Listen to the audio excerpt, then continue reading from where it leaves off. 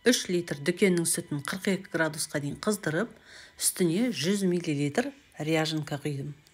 Осы қасықты салғаннан айналған уақытын тоқтағанға дейін санап аламын. Сөйтіп, осы сүттің айран болып ұюына қанша уақыт кететінін білетін боламын.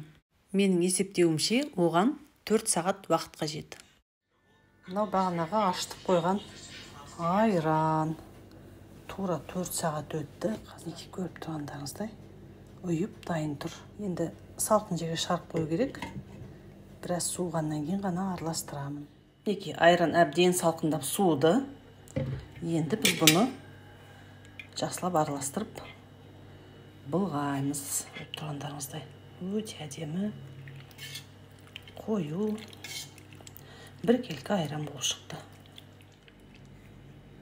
Қараңыздаршы, қандай тамаша айран.